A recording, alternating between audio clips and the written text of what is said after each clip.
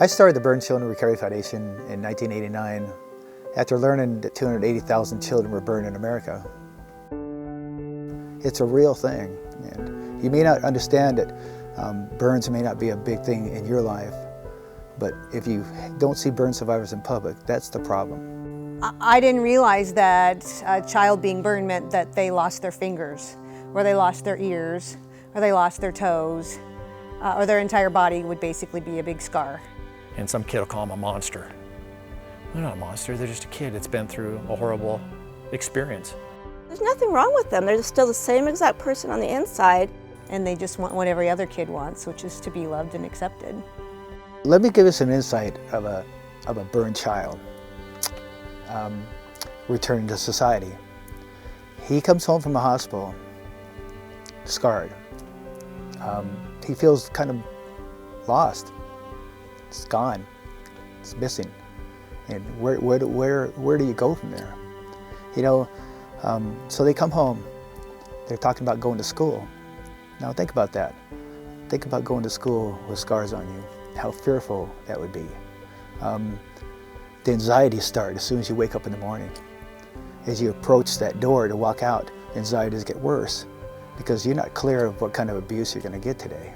Because as a burn survivor, you know you're going to get some kind of abuse, neglect, negative response to your scars. So you walk out the door with fear, and it's a battle. It's a battle just to get on that bus. It's a battle to ignore the giggles. It's a battle to ignore the name calling down the hallways. It's a battle, and it's something that you may not perceive of a burn survivor's struggles, but this is its struggles.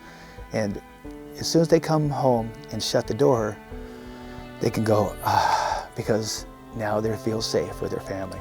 But you know what? Tomorrow morning they got to start again. It's not easy, because being bullied and being rejected from society is something that will hurt probably for the rest of their lives. You know, I was burned in 1967 from a fire gasoline explosion. I went through 64 surgeries. Went back to school, endured a lot of the bullying, antisocial rejections. But for some reason, I just knew that I was preparing for something in my life. You know, we set up the Burn Children Recovery Foundation based on my history from my recovery. School clothing, pride, rebuilding, self-esteem. I wanted to go back and do activities outside the house, baseball, basketball. You know, it was difficult to try to recover from injuries.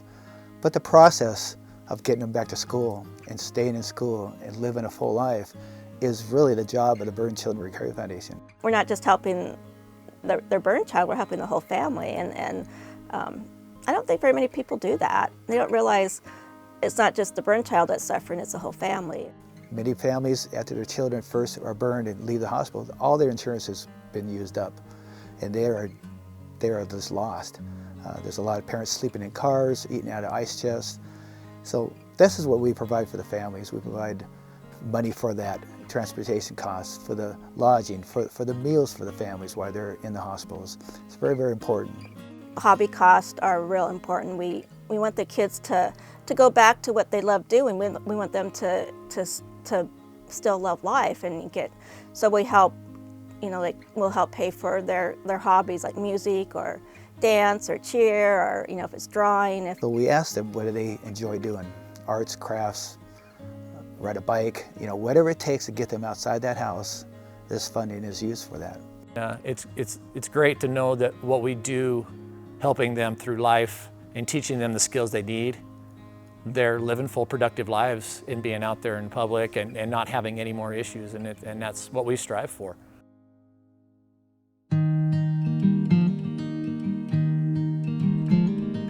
You know, the Burn Children Recovery Foundation, once again, was started with a thought of a camp.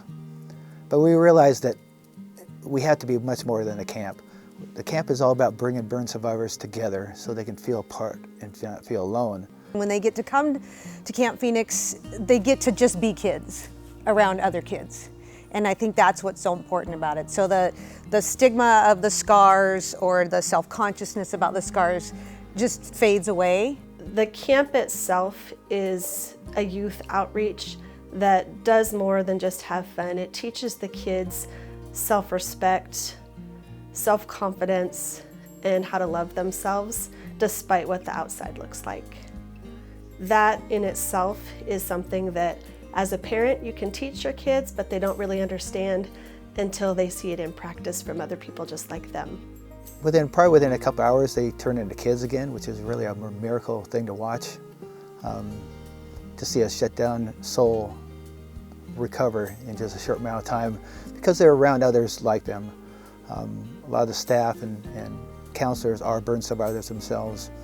And so, you know, if we were to put a dollar sign on each kid and say, this is how much we have this year, we can only take this many kids, what I would love is to see that we don't have to do anything like that with the foundation, that we can just say, any child who needs us, we can bring you in. The true power of camp is they realize they're not alone. And we bring a lot of volunteers and that come to the camp. And so throughout the week, there's hundreds of people that come into their lives and accept them unconditionally. This changes their process about how they feel they're accepted in society. Hope to see you at camp.